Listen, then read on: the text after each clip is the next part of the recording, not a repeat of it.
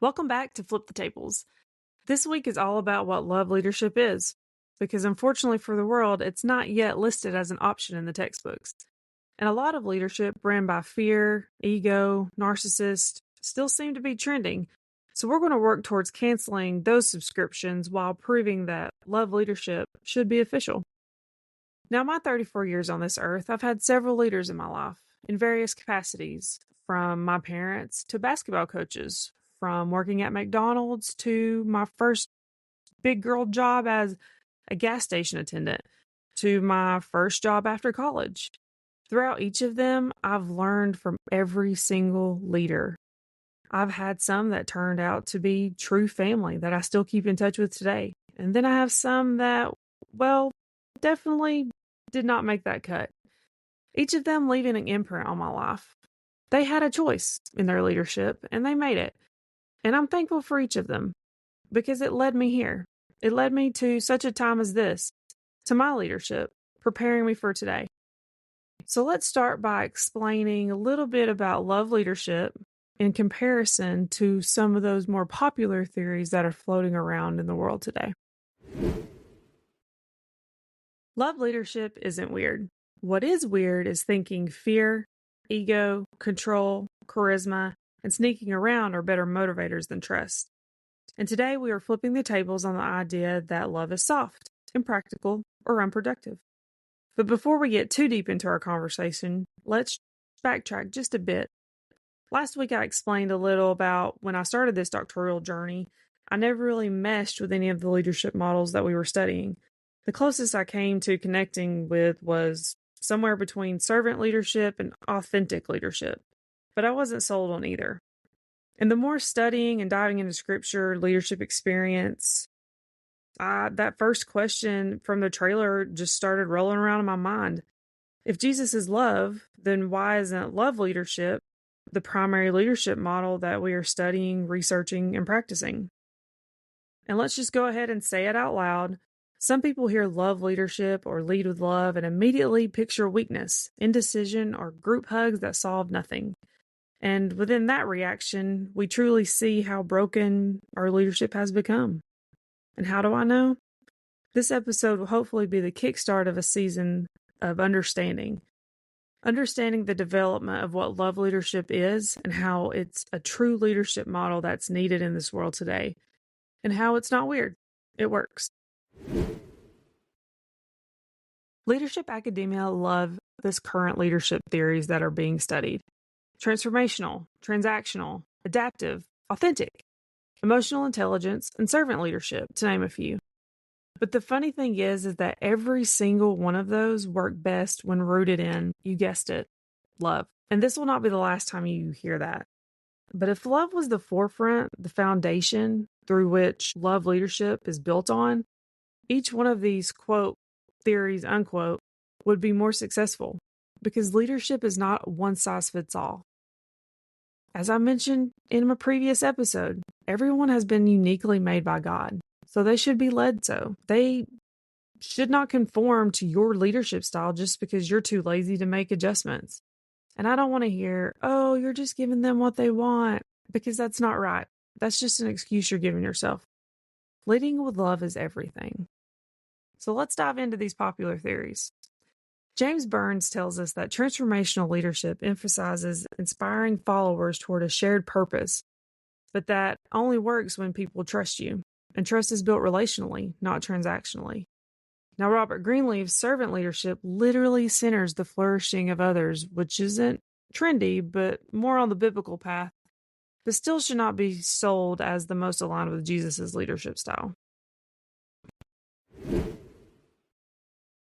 Jesus did not flat out publish a leadership framework, but he practiced one. Now, Matthew 20:26 through 28 tells us, whoever wants to become great among you must be your servant, and whoever wants to be first among you must be your slave, just as the Son of Man did not come to be served, but to serve, and to give his life as a ransom for many. Now, I understand how that makes it seem like Jesus equals servant leadership, but I'm not sold. I would mostly say that leadership theories that we've been studying have been playing theological catch-up for decades. And it's clear through what I've been reading, that Jesus led with love. Now, not passive love, not just niceness, but with true love. Jesus led with love that healed, confronted, told the truth even when it cost him influence. Paul makes that unmistakably clear in one of our favorite verses, 1 Corinthians 13, 4-5. Love is patient, love is kind, is not arrogant, is not rude. Again, we notice that love does not rely on intimidation, ego, control, or fear. Which means if your leadership is requiring any of those to function, love isn't in the distance of your leading.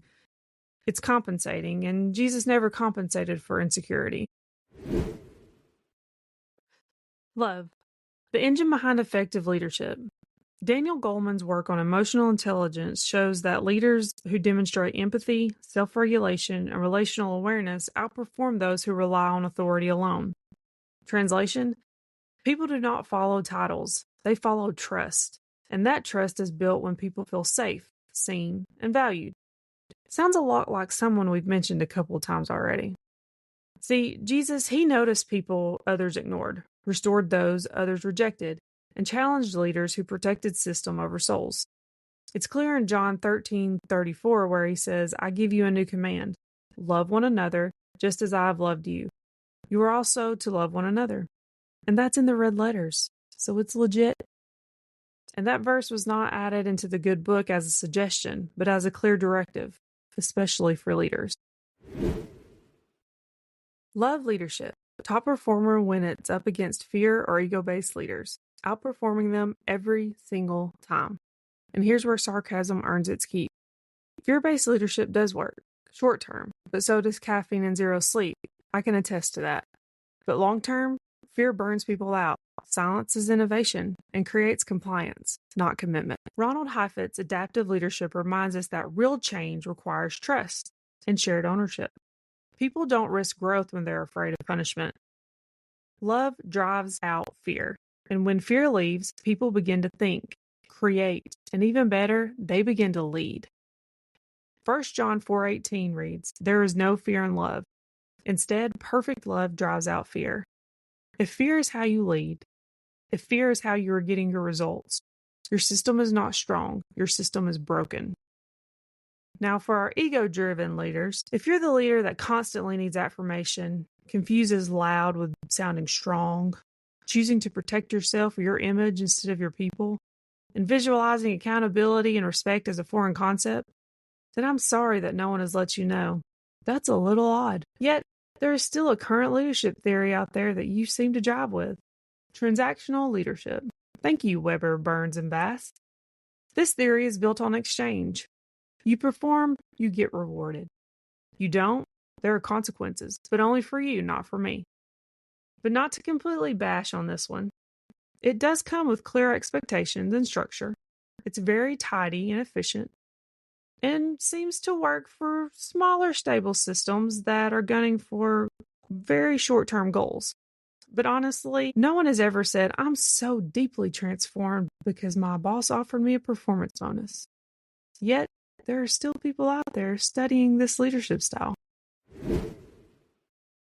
Let's swing back through to servant leadership. A widely respected leadership theory, but at its core, like all of the others, is love. Dr. Kathleen Patterson, who, fun fact, actually taught one of my first classes at Regent and is the director of this program, expanded on Robert Greenleaf's view of servant leadership by going further with identifying agape love as the foundational virtue that drives humility, trust, empowerment, and service. In other words, love isn't a side effect of servant leadership, but the driving force. Now, research continues to confirm that servant leadership improves trust, engagement, and organizational commitment. But here's the key. Those are outcomes that are not techniques that can be learned. They're posture within a leader's heart. You can't hack servant leadership with a new feedback form. And trust me, people know the difference between being managed and being loved. Mark 10:45 tells us, for even the Son of Man did not come to be served, but to serve. And that's not just a leadership tip either. That's leadership per definition. Jesus washed feet, restored outcasts, literally met people where they were. not out of efficiency, but out of love. And this is where love leadership sharpens servant leadership. And while we're sharpening that servant leadership, let's talk about one other theory that love gives the anchor to success: authentic leadership. Avalio and Gardner tell us authentic leadership is all about self-awareness, transparency, moral grounding, and consistency. In other words, know who you are as a leader. Lead from your values. Don't be fake. Groundbreaking, right? But seriously, authentic leadership does matter because it builds trust. It creates psychological safety, and people follow leaders who are real. And the research backs that up. Love leadership insists that service without love becomes performative, and authority without love becomes oppressive. Love is what ensures service is dignified. Love leadership does not discard authenticity, it deepens it. It does not reject structure, it redeems it. It asks an entirely different question: am I leading for performance or for people? Authentic leadership says, be true to yourself. Transactional leadership says, meet expectations. But love leadership says, I'm responsible for your flourishing. Transformational leadership says, be inspired. Let's achieve something greater together. Love leadership says, I care more about who you become than what we accomplish. Adaptive leadership says, face the hard realities, adjust, and grow. Love leadership says, I will walk with you through this discomfort and not weaponize it against you. Emotional intelligence says, manage your emotions and understand theirs. Love leadership says, your emotions matter to me because you matter to me. Servant leadership says, I'm here to serve. Love leadership says, I serve you because your dignity is sacred, not because service is a leadership tactic. 1 Corinthians 16:14 tells us, do everything in love. Not some things, not the easy things, but everything. Love leadership cultivates love as a disciplined leadership practice. Listen before fixing. Tell the truth without humiliation. When love is leading, people don't comply. They grow. They trust. They stay. They become. And that will flip some tables. We've read the scholars' work. We've read how they identify leadership, all from Brown, Trevino, Edmondson, Avalio, Patterson. And the response we get from Scripture is essentially yes, that, but with love. Jesus didn't lead through dominance, image management, or strategic obscurity. Jesus told the truth, touched the untouchable, flipped tables when systems exploited people, and he held both fierce truth and radical compassion without a leadership podcast. And yes, I'm aware of that irony. He did not need a branding consultant or quarterly engagement surveys. It's wild. He did more than serve. He adapted. He transformed. He was emotionally intelligent. He was transactional.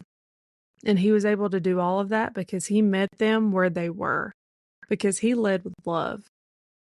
Love leadership is not a rejection of leadership science. It's an integration. It's the recognition that most evidence-based practices that we celebrate today are echoes of a leadership model that was demonstrated over 2,000 years ago. Love that serves, truth that restores, authority that heals. So here's the tension we're going to face as we continue to work forward in developing love leadership as a credible model, proving that love leadership is not weak or passive. It does not avoid conflict to keep the peace. It does not smile through dysfunction while calling it unity. Love calls it out. Love flips tables. And I'm pushing so fiercely because, as I mentioned last week, love leadership is by far the most demanding leadership model that's out there, but in my experience, the most rewarding. And looking back through the opportunities that I've had to lead in leadership, I've always kind of stuck out. And now I'm starting to understand why. And having the opportunity to lead the team that I have now, using this leadership model, has been one of my biggest blessings. I've been asked a lot before, how is your team doing with your leadership style? How does that work? You've got so many different generations, different personalities. And I'm like, you ask them. They'll tell you the truth. I push them to be honest with everything. Because love leadership is about vulnerability, trust like no other, open communication, and safety to share what needs to be shared. Because I'm human. I'm going to mess up. I have messed up. And where I do my best to hold myself accountable, I love having a team that's behind me that also holds me accountable. So before we close out this episode, I want to share with you the first time that I can pinpoint that I utilized love leadership and where it kind of clicked with me. And this was before I even started my doctorate. It was 22, I think. I met this young man and he was on academic suspension and I was ready to deny his appeal. And some conversations were had and I was asked to meet with him. Before I met with him, I did a little research, talked to a few previous professors, different offices, and so on. And it was a consensus. He's a lost cause. It's not worth it. He's just going to lie to you. Don't waste your time. But I still met with him. And even in that first meeting, I was kind of like, you know what? I think they're right. I don't want to take on this responsibility. But it was like something tugged inside of me and was like, no, you're going to help this kid. And I was like, I really don't want to help this kid. And it was like, you're going to help this kid.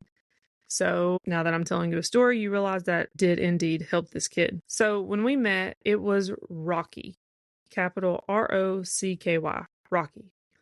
But boundaries were laid. I told him no lies, hard work, no excuses. He had one chance to lie to me. If he did, I was done. If he did his part, I would do my part. He got a little taste of tough love, which is what he needed. So it started. Checking in on him every day. Had his class schedule, emailed all of his professors, let them know what we were doing. I knew if he was 5 minutes late for class, 2 minutes late for class. I knew if he sneezed in class. I knew if he missed an assignment. I made sure he was eating. I made sure he was going to practice on time. Everything. We met on a routine basis to do homework. He would just come sit in my office and do homework. And it was a lot of work. But each meeting we pulled back layers. We kept pulling back layers. I got to know him more and more. And come to find out, we're not that far off from each other. And he just needed somebody that really was pouring into him, believing in him. And not just telling him, oh, you got this, and kind of like pushing him on, patting him on the back. But someone that was consistently showing up and not giving up on him so easily. Coming from academic suspension to enrolling in a master's program, walking proudly across the stage. Coming from terrible character reputation to being an RA his senior year. Working in my office as a student worker. Working full-time his senior year. Coming to the realization that there was more to life than football. We worked through it all. And not at a quick pace, but at a pace that worked for his success. And now he's a thriving working adult and is doing amazing. Was it guaranteed he was going to listen? Was it guaranteed he was going to show up? No. And to be honest, there were times I was like, oh, brother, I've messed up. But time and time again, he put in the work. And you could see God moving in this and all of it. Now I'm like a proud mom that keeps checking in on him, making sure he knows I'm still here if he needs me. Because why would I just give up on him now? Why give up on anybody that you've had the opportunity to lead? It's okay. You can still pray for them. You can still check in on them. And because why should that relationship end there? So it was during that experience that I started thinking maybe we should meet all people where they are. You know, Jesus did talk about it. I mean, there's a lot of parables in there that shows he met people where they were. And it seemed to work out for him. So why are we trying to do something different? Not forcing them to conform to something we're expecting them to be. And maybe if we just stopped yapping so much and started listening to understand their heart and their thoughts, to truly have a connection. Because at the end of it all, what is the point? The point is to connect with people, to push them to be the best versions of themselves. And in the end, to push them to the kingdom. Because leadership to me is kingdom work. Choosing the path that is most aligned with Jesus is choosing how he handled his people. And we've seen that through the works he did with Peter, the Samaritan woman, and Paul. It was proven time and time again. Love is the answer. Thank you for sticking with me through episode 2. I hope you understand a little bit more about love leadership. To visualize, think about an umbrella. On the umbrella is love leadership. All of the other leadership models and theories are under the umbrella. The handle is your people. You're getting to know your people. You got to be connected with love to know your people. And then at that point, you understand how each individual person is meant to be led. Because again, God made us unique for a reason. So let's dive into that uniqueness and lead people how they are meant to be led, not how we feel like they should be led. So join me here next week. We're going to start with breaking down peacekeeping versus peacemaking, because love leadership requires a choice. Do we protect, comfort, or do we pursue reconciliation? Do we maintain appearances or dismantle what is harming our people? Understanding that difference is huge and crucial for our leadership to be successful. So join me here next week, same platforms. Remember, if you have questions, comments, or want to kickstart a discussion, you can find my email in the show notes with the schedule of upcoming episodes and guests. This is Flip the Tables. I'm Bethany Brady, and we are leading differently.